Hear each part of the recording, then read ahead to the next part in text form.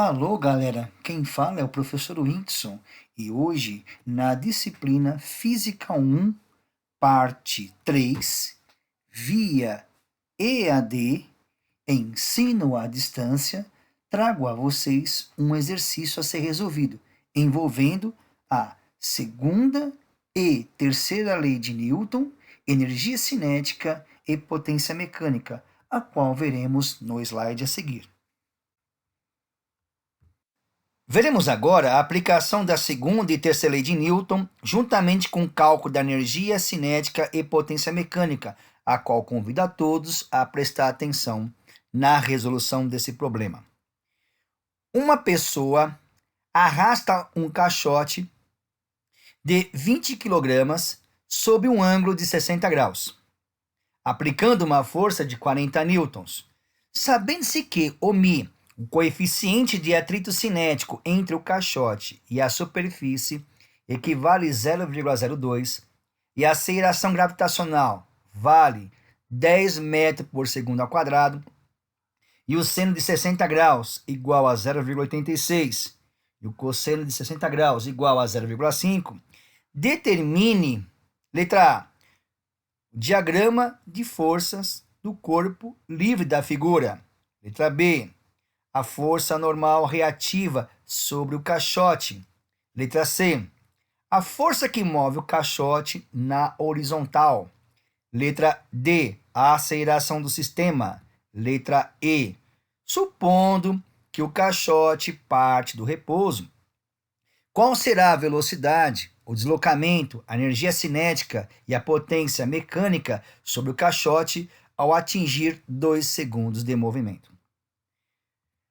Para resolver esse problema, é necessário primeiramente conceituar as 3 leis de Newton.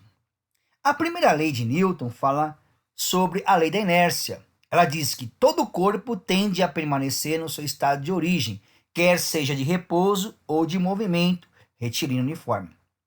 E quando um desses estados sofre alteração, dizemos que a este houve a quebra da lei da inércia. Ou seja, você está em repouso, passa de criar movimento, houve a quebra da lei da inércia. Você está em movimento, vai para repouso, houve de novo a quebra da lei da inércia. Bom, a segunda lei fala sobre o princípio fundamental da dinâmica. Ela diz que a força resultante, isto é, que age sobre um corpo, corresponde ao produto de sua massa pela sua aceleração. Supondo então que fixemos um valor de força resultante. À medida que aumentarmos o valor da massa sobre essa força, isso resultará numa diminuição da sua aceleração e, consecutivamente, da sua velocidade. Porém, à medida que diminuímos o valor da massa sobre essa força, teremos um aumento da sua aceleração e, consecutivamente, também da sua velocidade. A terceira lei de Newton, ela fala o seguinte, sobre ação e reação. Ela diz o seguinte, que toda ação tem uma reação, ou seja, se você aplica uma força de intensidade F sobre um determinado corpo, no sentido de A para B, esse corpo, em oposição, devolve a mesma força F, na mesma direção, porém em sentido contrário, de B para A. Bom, gente, para começar esse exercício, precisamos resolver o diagrama do corpo livre. E é importante, antes de iniciar, fazer um esboço físico da situação problema. Então aqui eu trago para vocês uma linha vermelha, a qual iremos denominar de superfície, e sobre ela colocamos um caixote de 20 kg. Representando, então, as forças que interagem sobre esse corpo, sem a ação da força humana sobre ela, de acordo com a terceira lei de Newton, temos uma força peso, indicada pelo vetor P em negrito, que atua do centro da massa do corpo do caixote em sentido à superfície, na posição vertical e perpendicular para baixo, a qual chamamos de força de ação, conforme vocês podem ver em tela do seu monitor. Em oposição a esta força, temos a força normal reativa, a N vetorial, que atua da superfície em sentido ao caixote, representado na cor azul, na posição vertical e perpendicular para cima. Esse par ação e reação são forças que não atuam sobre o mesmo corpo. Veremos no próximo slide que outras forças irão interagir com o caixote quando uma pessoa começa a arrastá-la com uma força de 40 newtons, aplicando um ângulo de 60 graus. Dando a continuidade ao slide anterior, observamos que toda a força aplicada sobre um determinado ângulo qualquer faz com que essa força sofra dupla decomposição, uma na direção de y e outra na direção de x. Visto que na tela do seu monitor temos uma força humana de 40 newtons aplicada no caixote sobre um ângulo de 60 graus, essa força passa a ter uma projeção vertical em y, a qual denominamos força humana na direção y, conhecido como FHY vetorial, e uma outra projeção na horizontal em x, na qual chamamos força humana na direção x ou FHX vetorial. A ação da força FHX vetorial faz aparecer, conforme vemos na tela do seu monitor, uma força que está em azul escuro na horizontal, à esquerda, denominada força de atrito cinético. Essa força ela atua em oposição ao movimento devido ao contato do caixote com a superfície. Cabe ressaltar que aonde a força humana forma o arco angular, a função é cosseno. Aonde a força humana não forma o arco angular, temos a função seno. Então, se uma pessoa está arrastando o caixote com uma força de 40 newtons sobre um ângulo de 60 graus em relação à componente x, conforme vemos novamente na tela do seu monitor, isso significa dizer que a componente x será utilizada a função cosseno, enquanto na componente y a função seno.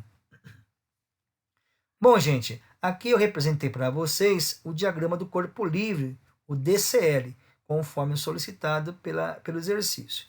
Peço a vocês que procurem não esquecer das seguintes siglas que irei mencionar logo a seguir. Sigla vetorial N, ela refere-se à força normal reativa, representada na cor azul claro, na posição vertical para cima. Essa força ela atua da superfície em direção ao caixote, conforme podemos ver novamente na tela do seu monitor.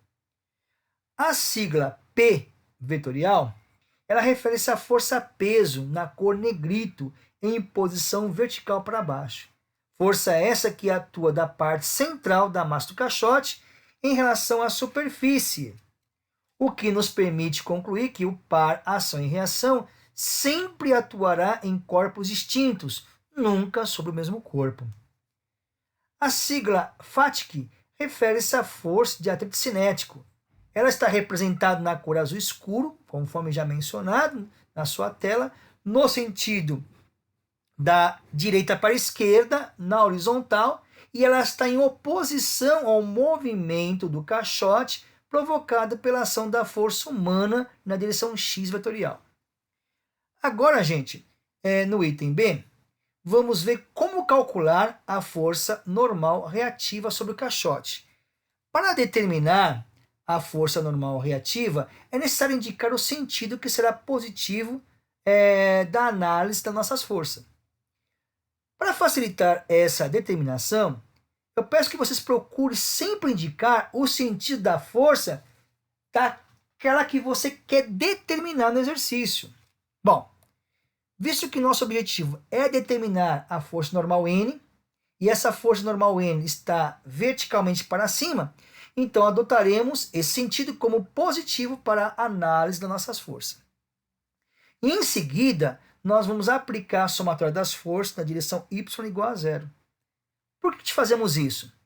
Esse objetivo consiste em admitir que não haja movimentação do caixote na direção vertical. Por isso que nós aplicamos a somatória das forças de y igual a zero, admitindo que na vertical não haja movimentação. Bom, e aí, seguindo a regrinha, eu quero determinar a força normal. A força normal está em azul, ela parte da superfície em relação ao caixote para cima, então tudo que estiver para cima será positiva a minha força. Toda força que estiver oposta, esse sentido para cima, será negativo. Então, vejamos aqui na tela como começar a fazer a somatória das forças na direção y. Bom, nós temos a força normal reativa, uma força positiva, mais a força humana na direção y também é positiva, veja que as duas estão no sentido para cima, porém, menos a força peso, que é negativa, que está sentido para baixo. Tudo isso vamos igualar a zero. Bom, isolando então a força normal reativa, temos a força normal reativa será igual à força peso menos a força humana na direção y. Peço que vocês considerem aí que essa força FHY, ela tem um vetor em cima, porque ela possui três características.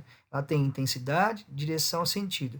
E acabei esquecendo de colocar aí, mas ela tem um vetorzinho, esse FHY. Bom, seguindo o nosso raciocínio, bom, a força normal reativa será a força peso, que corresponde à massa do caixote, multiplicada pela gravidade, menos a força humana multiplicado pelo seno de 60 graus. Bom, continuando com a nossa resolução, iremos continuar com uma força normal de reação igual à força peso, que é a massa do caixote de 20 kg, multiplicado pela aceleração da gravidade, 10 metros por segundo ao quadrado, menos a força humana de 40 newtons, multiplicado por 0,86, que corresponde ao valor do seno de 60 graus. Efetuando a multiplicação, de cada terminho, teremos 20 quilos multiplicado por 10 metros por segundo ao quadrado, eu vou ter 200, com a unidade Newton. Toda vez que eu multiplico o quilograma pelo metro por segundo ao quadrado, isso vai gerar uma unidade de força em Newton. Bom, menos 40 newtons multiplicado por 0,86, isso me resultará numa força de 34,4.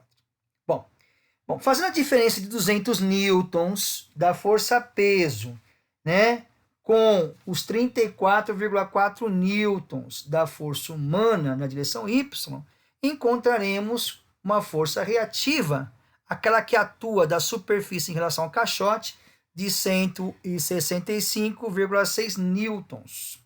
Bom, como calcular agora a força que move o caixote na horizontal?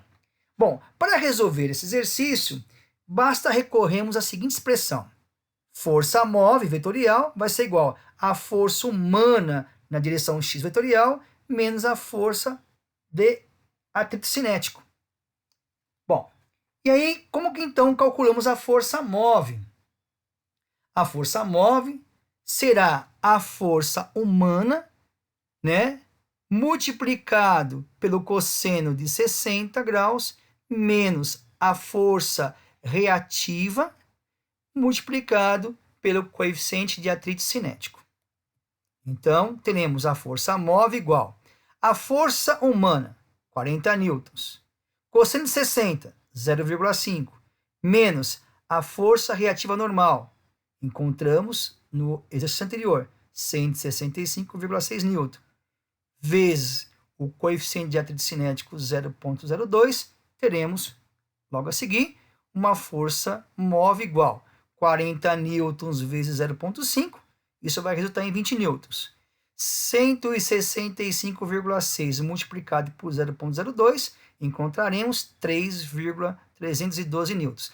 Essa força de 3,312 newtons é a força opositora ao movimento. E essa força de 20 newtons é a força que está empurrando o caixote. Bom, Pegando essa força de 20 N que move o caixote na horizontal, menos a força de 3,312 N que se opõe ao movimento, teremos uma força resultante que movimentará esse caixote para a direita de aproximadamente 16,69 N. Bom, gente, na próxima slide iremos calcular agora a aceleração do sistema, a velocidade e o deslocamento para 2 segundos de movimento. Preste atenção no próximo slide. Bom, agora o exercício pede para resolvermos a aceleração do sistema. E para começar a resolvê-la, precisamos da força que movimenta o caixote da esquerda para a direita. A força move. Bom, nós sabemos que essa força é o resultado da diferença entre a força humana que imprime na horizontal, da esquerda para a direita, menos a força opositora da força cinética que se move da direita para a esquerda.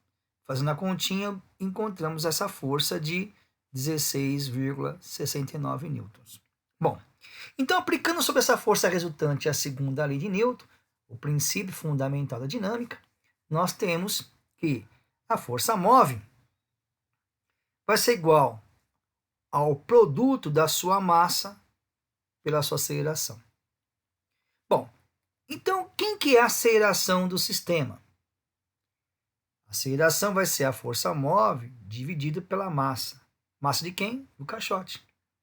É o caixote que está sendo arrastado. Então a massa é do caixote. Substituindo os valores da força move e da massa do caixote, teremos 16,69 newtons dividido por 20 kg.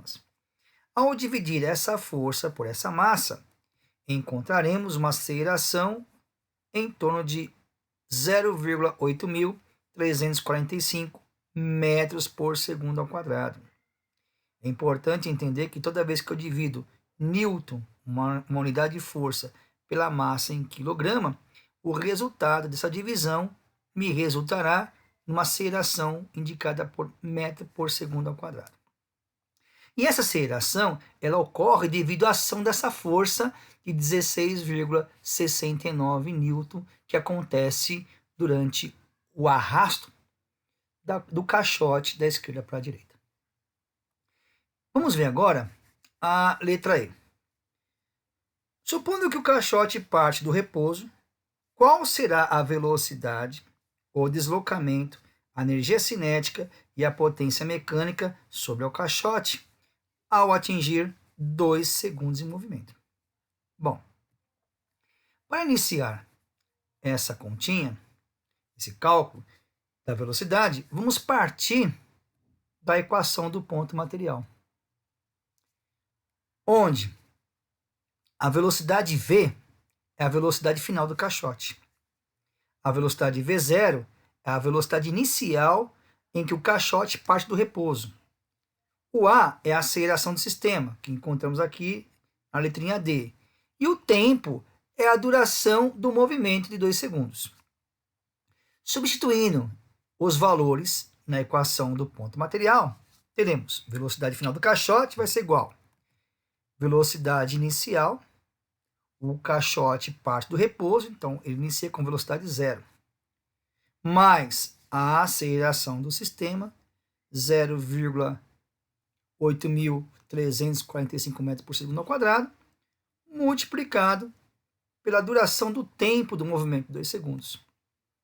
Efetuando a primeira multiplicação da aceleração pelo tempo, teremos velocidade vai ser igual a 0 metro por segundo, mais o produto de 0,8345 metros por segundo ao quadrado por 2 segundos, vai me dar um valor de 1,669 metros por segundo. Veja que o 2 tem um segundo lado. Embaixo, a aceleração tem segundo ao quadrado. Um segundo cancela com outro segundo, aí eu perco o quadrado de baixo e fico com apenas um segundo, que dá na unidade de velocidade. Então, toda vez que eu multiplico a aceleração pelo tempo, ela me resulta em uma outra velocidade.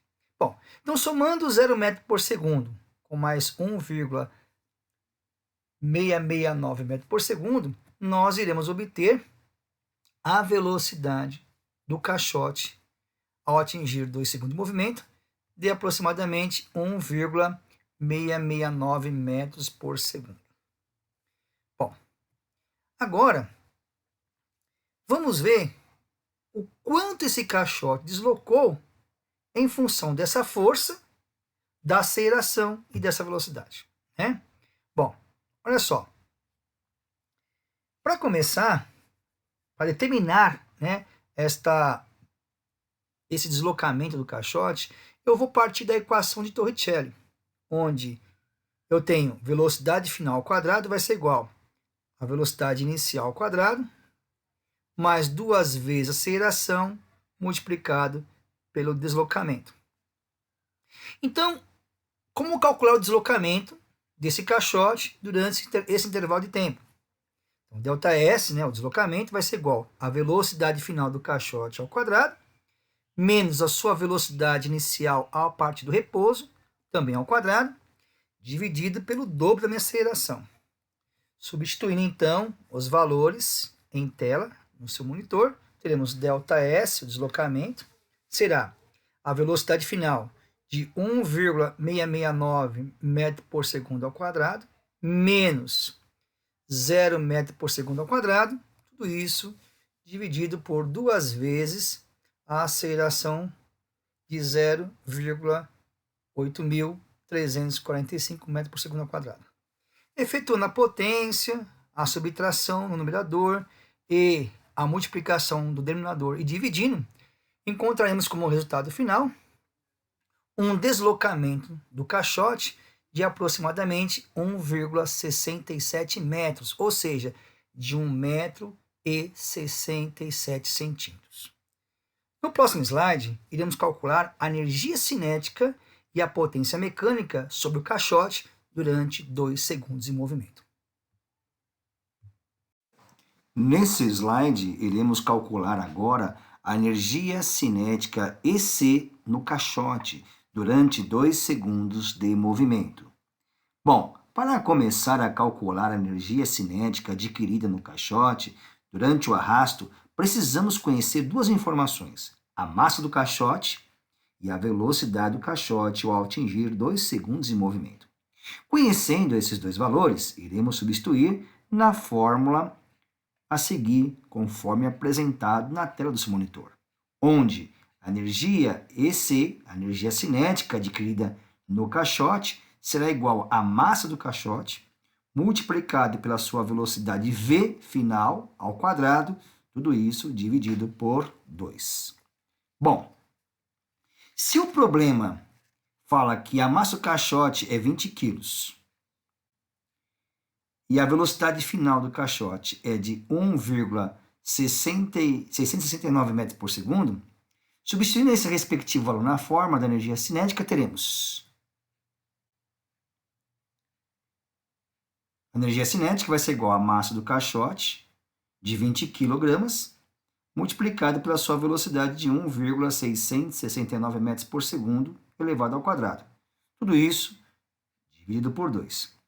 Efetuando a potência primeiramente e em seguida a multiplicação pela massa e posteriormente dividindo por 2, iremos obter uma energia adquirida no caixote durante 2 segundos de movimento em torno de 27,86 joules, conforme você pode observar na tela do seu monitor. Já a pergunta final desse problema solicita para calcular a potência mecânica do caixote em 2 segundos de movimento. Para calcular a potência mecânica, iremos utilizar a seguinte fórmula. Potência mecânica vai ser igual à energia cinética do caixote adquirido durante 2 segundos de movimento, tudo isso dividido pelo tempo de arrasto sobre a superfície. Bom, substituindo os valores na tela do seu monitor, teremos potência mecânica vai ser igual a 27,86 joules dividido pelo tempo de 2 segundos de arrasto. E efetuando essa continha, nós temos uma potência mecânica em torno de 13,93 watts.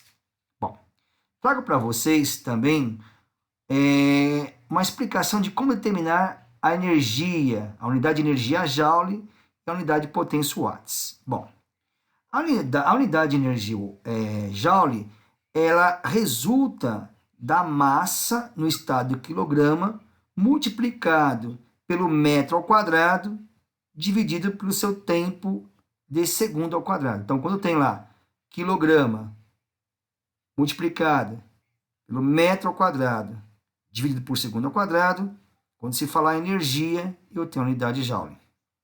Bom, para determinar a unidade de potência watts, como que eu faço? Eu pego a energia Joule e divido pelo seu tempo em segundo. Então, uma unidade Joule dividida pelo seu tempo em segundo me gera uma outra unidade de potência, que é o watts. Bom, gente, agradeço a todos vocês, espero que tenham gostado. E caso gostarem, faça um like e se inscreve e fique atento às novas postagens. Até logo e um forte abraço.